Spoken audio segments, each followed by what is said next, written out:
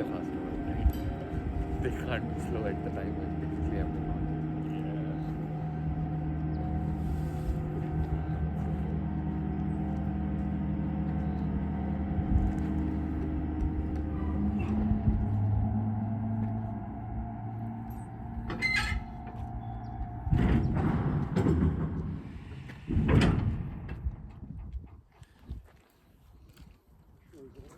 Thank you. Okay, this is obviously a missile on an elevator. There's a remote launcher over there. That gentleman right there in the black. Imagine him at 19 years old. No, huh? He was a launch officer here, believe it or not. There's two more launchers over there. This is a launcher on an elevator. He was actually stationed here. David Kreisinger is a warrant officer. Okay, what they would do is bring up the one missile, push it off, it clicks it, trips some switches, turns on a light. They can bring down the empty elevator. Two more people push on another missile. You do that 4 times, you get the 4 missiles up.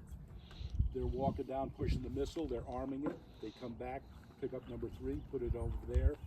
Number 4, but their numbers are from the military, of course. This is 1, that's 2, that's 3, and that's 4, whatever. But there's always a hot battery. A hot battery means there's 4 missiles up. They're armed, except for one safety plug is still in, waiting. The people are sitting on the equipment. He's downstairs in the blast room. People are up on the radar waiting. You do that for 24 hours. That's up on top of the hill up there. See the white building and the revetment? That's where the missile tracking radar is. The people are up there on the radar doing all their checks. After 6 hours or so, you do checks on the missile, make sure the missile's where it's at, because this is an active earthquake area. We're on the continental shelf, the Pacific plate's out there, it's going under us. It's 12 miles out, but this place is moving. We got to line up the missile tracking radar on the front of this missile, optically, mechanically, and electronically, because it's moving. You press a button on the old computer, it swings over the missile tracking radar. That's only about 4,000 yards, 5,000 yards. The missile's not there. It's like looking at 4 pencils at 100 yards. So we're constantly doing that. Okay, we're also authorized to fire the missile all by our lonesome. We have a letter from the President of the United States. This is in defense of the U.S. homeland. Okay, there's a set of circumstances. If they meet them circumstances, we can fire the missile with a nuclear warhead on board. First, the Navy's checking whatever's out there. Then the Air Force, when they get to 100 miles, even if there's depends, we'll send out planes before that. They literally have the Air Force and Navy look at whatever we're going to be shooting at, because we have a lot of airplanes flying around this area, even to this day. Planes coming in at 200, 300 miles is a blip on a radar screen. You don't know. Even though we're getting information sent down from our ADCAP, Army Air Defense Command Post, unless it's got a symbol on it or unless we get back an IFF signal, we don't know. So a 600-mile-an-hour Bear bomber or a B-52 or a 707, that's all we had back in the day. They all look the same.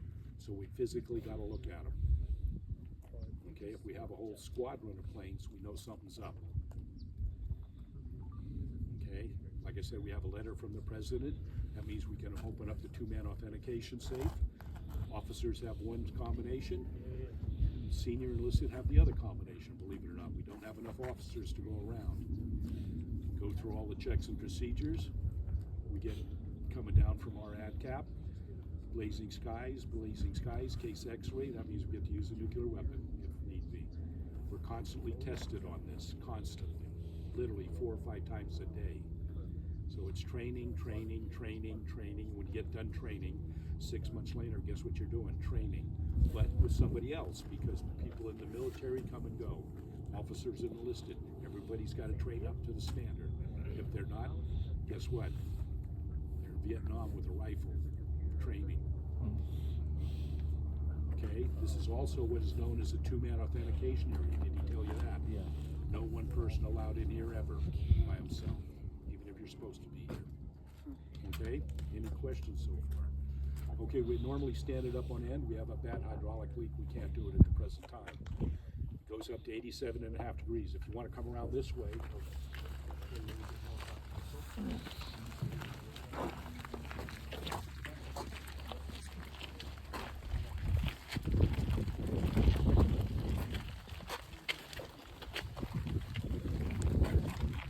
okay, this front part right here going forward is guidance.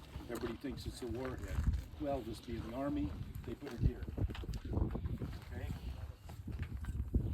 There's a reason for it, because it's rather heavy. Weighs 1,600 pounds. It's got more power than Hiroshima, Nagasaki, plus some more.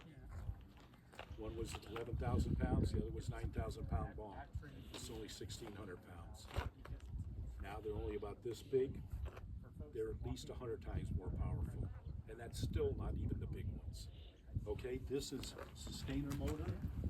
That's 9,000 pounds of thrust. Another 30 seconds. Back there is the booster section. That's 270,000 pounds of thrust, for about 3.5 seconds. When this thing's standing up on end, 87.5 degrees, there's a reason for that too. We fire it up. Flames come out of the rear about 300 feet. Sound pressure goes up to 150 decibels. When the rear fins get to right about here, okay, it's still attached to the launcher. It takes 9/10 of a second.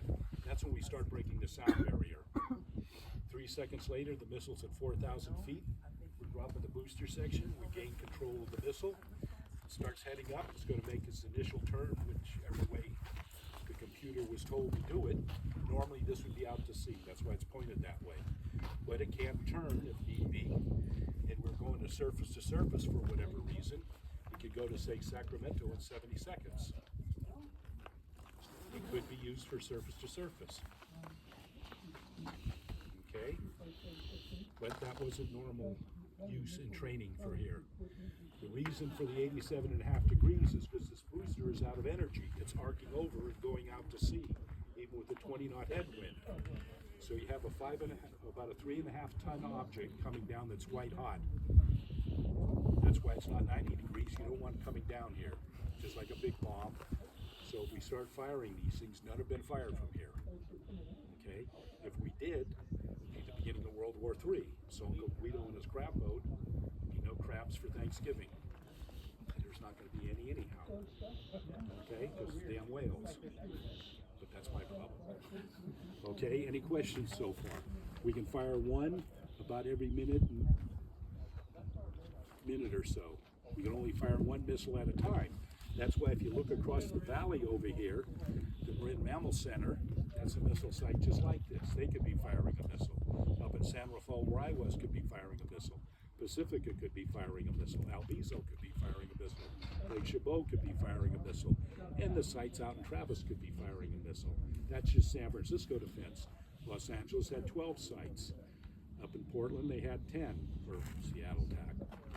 Up there. That's just the way it was set up.